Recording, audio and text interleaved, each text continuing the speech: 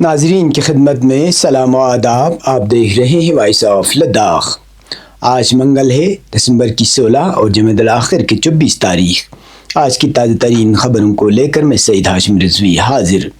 ناظرین سے گزارش ہے کہ تازہ ترین خبروں اور حالات و واقعات سے باخبر رہنے کے لیے ہمارے چینل کو سبسکرائب کریں اور خبریں آخر تک ضرور دیکھیں. آپ دیکھ رہے ہیں آپ کا پسندیدہ news channel voice of Ladakh.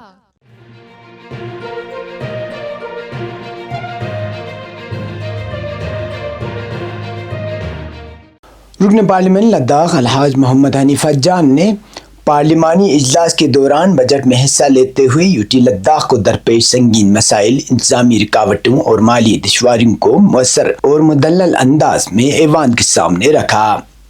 انہوں نے مرکزی حکومت کی جانب سے بجٹ میں نظر ثانی کے دوران لداخ کے لیے 148 کروڑ روپے کی واگزاری پر حکومت کا شکریہ ادا کیا، تاہم اس کے ساتھ لداخ کی خصوصی جغرافیائی اور موسمی صورتحال کو مد نظر رکھنے کی ضرورت پر بھی زور دیا. محمد حنیفہ جان نے کہا کہ لداخ اپنے دشوار گزار جغرافیہ اور محدود تعمیراتی سیزن کے باعث ملک کے دیگر مرکزی زیر انتظام علاقوں سے یکسر مختلف ہے، جس کے لیے الگ اور لچکدار مالی و انتظامی اختیارات ناگزیر ہیں. انہوں نے نشاندہی کی کہ اس وقت یوٹی لداخ میں بڑے تعمیراتی منصوبوں اور اہم پروجیکٹس کی منظوری کا اختیار مرکزی وزارت داخلہ کے پاس مرکوز ہے، جبکہ ماضی میں لیفٹیننٹ گورنر، کمشنر اور ڈپٹی کمشنرز کو ترقیاتی منصوبوں کی منظوری کے لیے خاطر خواہ مالی اختیارات حاصل تھے. انہیں حال ہی میں واپس لیا گیا ہے. رکن پارلیمنٹ نے مطالبہ کیا کہ لیفٹیننٹ گورنر، کمشنر اور ڈپٹی کمشنر سے واپس لیے گئے مالی اختیارات فوری طور پر بحال کیے جائیں تاکہ لداخ میں جاری اور مجوزہ ترقیاتی و تعمیراتی منصوبے منفی طور پر متاثر نہ ہوں. انہوں نے مزید کہا کہ یوٹی لداخ میں کام کرنے والے ٹھیکیداروں کو شدید مشکلات کا سامنا ہے. اس کے لیے مختلف تعمیراتی منصوبوں کی مد میں واجب الادا تقریباً 126 کروڑ روپے کی رقم فوری طور پر واگزار کی جائے. تعلیمی شعبے پر بات کرتے ہوئے الحاج محمد حنیفہ جان نے بتایا کہ ضلع کرگل میں انجینئرنگ کالج کی تعمیر کی منظوری دی جا چکی ہے اور زمین کی نشاندہی بھی مکمل ہو چکی ہے، تاہم فنڈز کی عدم فراہمی کے باعث تاحال عملی کام شروع نہیں ہو سکا. اسی طرح سانکو میں ڈگری کالج کی تعمیر کے لیے بھی اب تک فنڈ جاری نہیں کیے گئے ہیں. انہوں نے حکومت ہند سے پرزور مطالبہ کیا کہ کرگل میں انجینئرنگ کالج اور سانکو میں ڈگری کالج کے لیے فوری طور پر فنڈ جاری کیے جائیں تاکہ اعلیٰ تعلیم کے ان اہم منصوبوں پر عملی کام کا آغاز ممکن ہو سکے. رکن پارلیمنٹ کے خطاب کو ایوان میں سنجیدگی سے سنا گیا اور اسے لداخ کے عوامی مسائل کی بھرپور ترجمانی قرار دیا گیا.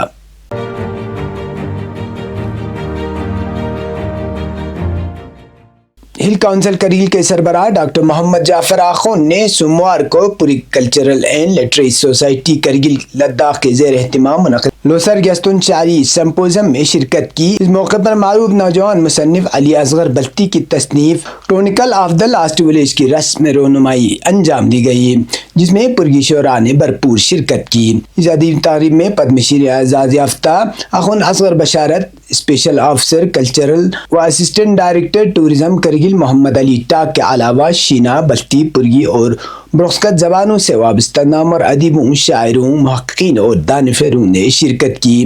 تقریب سے خطاب کرتے ہوئے سی محمد جعفر آخون نے علی اصغر بلتی کو ان کے دوسری کتاب کی اشاعت پر دلی مبارکباد پیش کی اور پرگی culture and literary society Kargil کی جانب سے اس کامیاب ادبی سمپوزم کے انعقاد کو سراہا.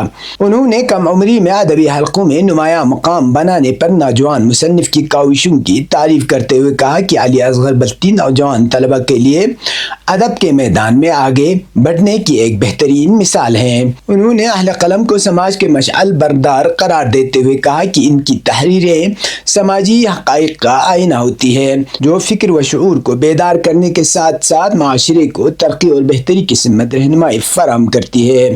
کرگل میں ادبی تنظیموں کی کردار کو اجاگر کرتے ہوئے سی نے کہا کہ پرگی زبان کو یوٹی لداخ میں سرکاری زبان کا درجہ دلانے میں ادبی برادری نے نمایاں اور تاریخی کردار ادا کیا ہے.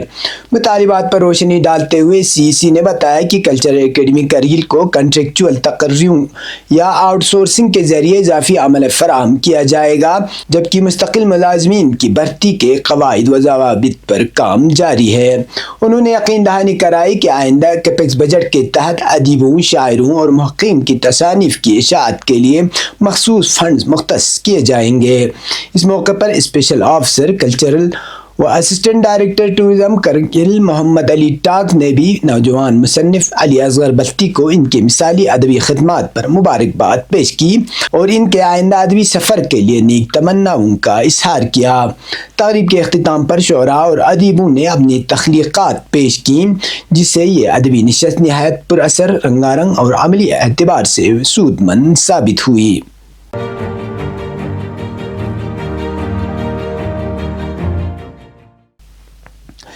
ڈپٹی کمشنر کرگل کی ہدایت پر کرگل قصبے میں اقبال برج سے اولڈ ٹیکسی سٹینڈ تک تجاوزات کے خلاف خصوصی مہم چلائی گئی۔ اس مہم کا مقصد سڑکوں اور فٹ پاتھوں سے غیر قانونی تجاوزات کا خاتمہ کر کے ٹریفک کی روانی اور پیدل چلنے والوں کی حفاظت کو یقینی بنانا تھا۔ یہ کارروائی تحصیلدار Kargil, station house officer, police station Kargil, municipal committee Kargil اور ٹریفک پولیس کرگل کے مشترکہ کوششوں سے انجام دی گئی۔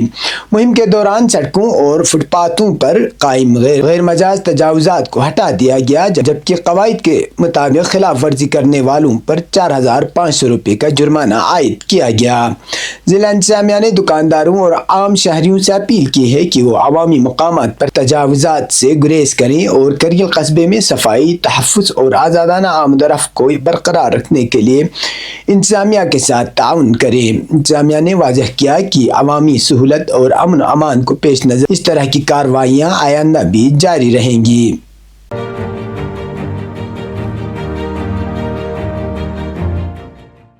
Ladakh subordinate service staff selection board نے میٹریکولیشن لیول امتحان کے تحت مشتہر 99 اسامیوں کے لیے عارضی طور پر شارٹ لسٹ کیے گئے امیدواروں کی کونسلنگ کا کامیاب انعقاد ڈسٹرکٹ پنچایت ریسورس سینٹر اقلنگ لیہ میں کیا۔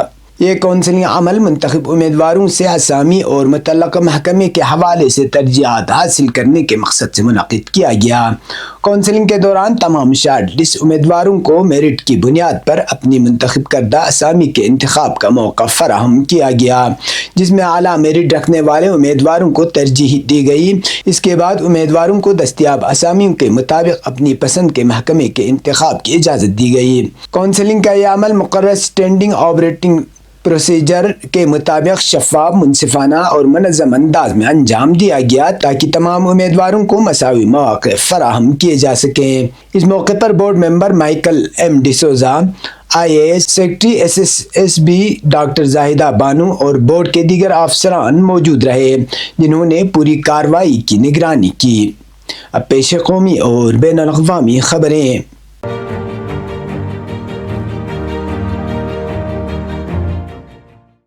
بہار کے وزیر اعلیٰ نتیش کمار ایک بار پھر تنازع میں گر گئے ہیں۔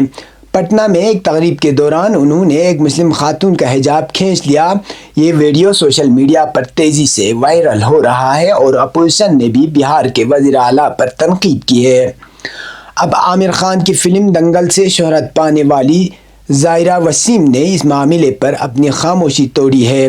سابق اداکارہ نے بہار کے وزیر اعلیٰ کی اس حرکت کی مذمت کی ہے۔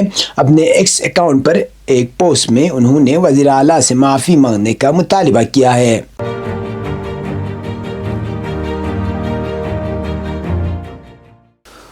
اتر پردیش کے متھرا ضلع کے بلدیو تھانہ علاقے میں یمنا ایکسپریس وے پر منگل کی صبح ایک بڑا حادثہ پیش آیا۔ شدید دھند کے باعث 7 بسیں اور 3 کاریں آپس میں ٹکرا گئی، جس سے بڑے پیمانے پر آگ بھڑک اٹھی۔ 10 افراد جھلس کر ہلاک ہو گئے، جبکہ متعدد افراد زخمی اور جھلس گئے۔ شدید دھند کے باعث 7 بسیں اور 3 کاریں آپس میں ٹکرا گئی، جس سے بڑے پیمانے پر آگ بھڑک اٹھی۔ اس کے بعد تمام گاڑیوں میں آگ لگ گئی۔ حادثے کی اطلاع ملتے ہی ضلع کے سینئر حکام، فائر بریگیڈ اور پولیس کی ٹیمیں جائے وقوع پر پہنچ گئیں۔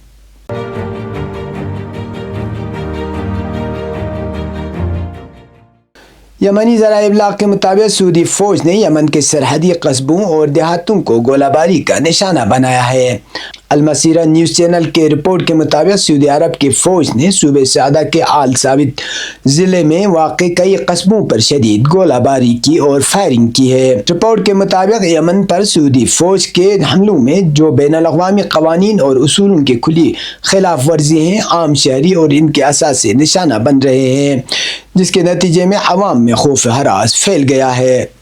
یمنی ذرائع ابلاغ نے خبر دی ہے کہ صوبے سعدہ پر سعودی فوج کے حملے اب روزانہ کیے جا رہے ہیں، جس سے یمنی شہریوں کی جان بری طرح خطرے میں پڑ گئی ہے۔ یہ تب تک کی خبریں، اسی کے ساتھ مجھے اور میرے ساتھیوں کو دیجیے اجازت۔ اللہ حافظ۔